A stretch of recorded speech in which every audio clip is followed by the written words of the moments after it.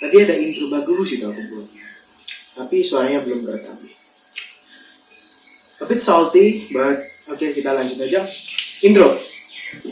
Perkenalkan, nama saya Alif Sukmadewanta, dan hari ini saya akan menjelaskan ke kalian apa saja yang ada di dalam prodi sistem informasi, dan apa yang mungkin video ini bisa membantu kalian pemahaman lebih dari sistem informasi berikut ini. Mari kita lanjut langsung ke video. Pada dasarnya, kita perlu tahu apa itu sistem informasi. Jadi, sistem informasi adalah kombinasi dari teknologi, informasi, dan aktivitas orang yang menggunakan teknologi itu untuk mendukung operasi atau manajemen. Dalam arti yang sangat luas, istilah sistem informasi yang sering digunakan merujuk pada interaksi antara orang, proses algoritmik, dan juga data, serta teknologi. Tapi apa sejarah ilmu informatika? Oke. Sejarah rumpun ilmu informatika itu ada 5 macam. Oke, yang pertama yaitu sistem komputer, computer engineering. Dan mereka yang biasanya mengurus perangkat lunak atau hardware. Ketika ada masalah dalam komputer kalian manggil tukang IT? No, mereka nggak paham. Mereka lebih paham software engineering, mereka lebih paham bahasa pemrograman. Jadi, yang kalian panggil computer engineering, mereka yang mengurus hardware-hardwarenya. Komputer kalian rusak, mereka yang tahu lebih alat-alat itu dan cara memperbaikinya. Jadi, yang pertama yaitu sistem komputer atau computer engineering. Nomor 2, kita ada ilmu komputer atau computer science. Computer science fokus pada teori komputansi dan algoritma. Mereka pintar banget algoritma sampai dinamakan bidang sendiri ilmu komputer. Mereka terdiri dari teknik informatika, tentu ilmu komputer, ilmu komputansi, informatika, ilmu informatika, matematika, komputasi. Oke, nomor 3, sistem informasi. Prodigo. Atau information system. Mereka fokus pada integrasi solusi teknologi informasi dengan proses bisnis. Seperti yang saya bilang sebelumnya, sistem informasi lebih ke bagian keahlian menjelaskan bagian informasi teknologi pada bisnis. 4, kita ada teknologi informasi, information technology. Fokus pada aspek teknologi sebagai nilai tambah. Nomor 5, kita lanjut. Ini yang kita tahu semua, rekayasa perangkat lunak. Ini yang sangat umum dan sangat biasanya dipilih untuk orang-orang yang ingin belajar coding dari SMK atau mungkin kuliah kalian tertarik dengan coding dan rekayasa perangkat lunak.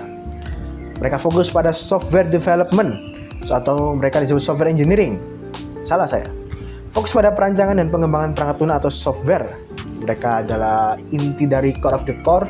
Mereka yang paling paham bahasa pemrograman dan mereka yang paling berpikir logis dalam pengembangan aplikasi, pengembangan web, dan lain-lain. Oke, berikut adalah sejarah rumpun ilmu informatika. Tapi, kalian belajar apa? Oke, berikut adalah sejarah rumpun ilmu informatika. Tapi ini sistem informasi yang kita bahas. Kira-kira apa aja yang perlu kita pelajari dalam sistem informasi? Apakah kita belajar coding terus atau kita belajar manajemen terus? Ya, nggak salah dan nggak benar. Oke, mungkin kalian pelajari, mungkin yang kalian pikirkan sistem informasi itu lebih ke manajemen bisnis. Atau beberapa dari kalian mungkin karena adanya informasi itu biasanya dalam hal coding. Kalian lebih belajar pemrograman. Nah, ada benarnya dan ada salahnya. Jadi, sistem informasi itu yang kalian pelajari itu lebih ke bagian manajemen dalam perusahaan atau organisasi. Ya, tentu ada manajemen, tapi kalian harus juga paham bahasa-bahasa pemrograman dan juga bagaimana algoritma suatu perusahaan itu dibuat. Nah, itu kalian bagian untuk bisa dibilang kombinasi kemampuan manajemen bisnis, manajemen itu sendiri, dan juga teknologi informasi. Nah, mereka sebagai sistem informasi itu, yang lulusan sistem informasi itu kalian bisa dibilang menjawab kebutuhan pemrograman aplikasi perusahaan atau administrasi bisnis hingga sistem informasi akuntansi dan keuangan. Jadi diantaranya adalah 1. Perencanaan sumber daya perusahaan. 2. Manajemen proyek teknologi informasi.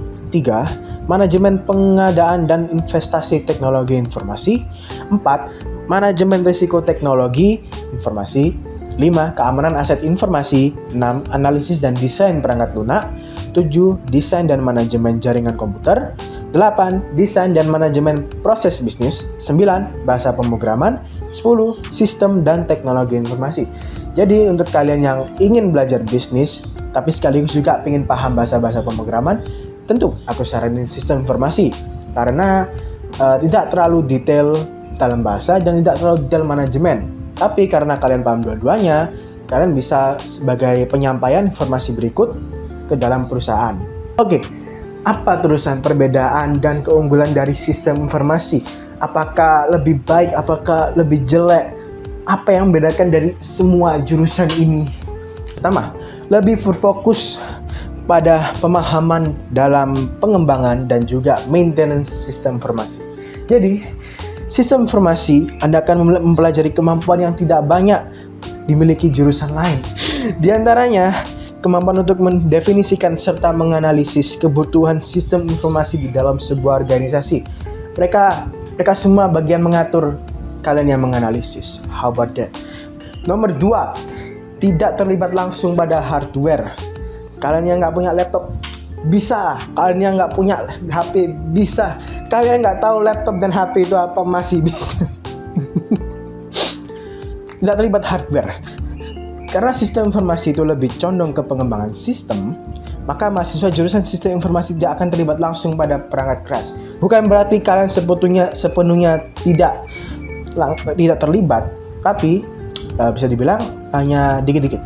Oke? Masih ada, cuman nggak secara rinci. Nomor 3, analisis program. Nah, materi di jurusan sistem informasi ini lebih difokuskan untuk menganalisis kebutuhan akan sistem dari suatu perusahaan dan merancang sistem yang sesuai kebutuhan dan tujuan untuk perusahaan. Mereka semua membuat program, kita yang analisis program. Nomor 4, terdapat mata kuliah bisnis yang terkait dengan sistem informasi. Jadi ada beberapa mata pelajaran kita yang meskipun di luar sistem informasi, misalnya ada bisnis bagian keuangan, kita masih jelasin di dalam sistem informasi ini. It's a win-win situation, my friend. Jadi kalian sistem informasi manajemen bisnis yang kita pelajari ini juga ada di jurusan lain. Jadi bisa dibilang kita all in one, my friend. Apa ruginya? Oke, aku udah jelasin semuanya dari sistem informasi. Namun mungkin untuk sekedar informasi lebih lanjut, aku sistem informasinya di mana? Aku milih jurusan sistem informasi itu di kampus mana? Dan apakah di kampus tersebut enak? Apakah nyaman? Bagaimana pembelajarannya? Dan hal lain yang kalian ingin ketahui? Oke, aku mau sedikit cerita. Nah, aku sekarang ada di kampus IT Telkom Surabaya, tentu prodi sistem informasi. Nah, alasan aku milih kampus itu karena memang sebelumnya aku nggak lolos dari SBM.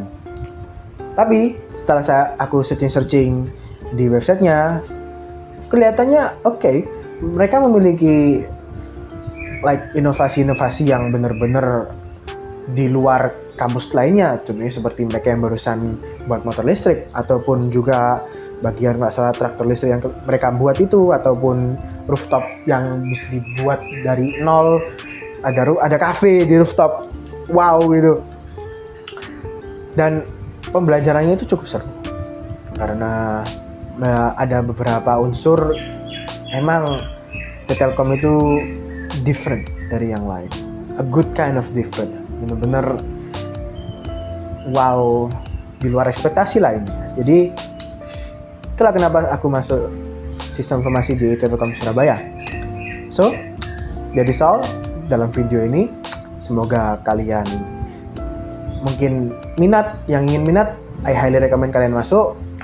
Yang mungkin kalian hanya ingin tahu sistem informasi itu apa, there you go, udah aku jelasin semuanya. Mohon maaf bila ada kekurangan ataupun info-info yang salah, karena ini juga tugas. Ya, ini salah satu tugas dari sistem informasi. Jadi kalian juga belajar video ya. Oke, aku Alif Sukmadewanta. Sampai jumpa.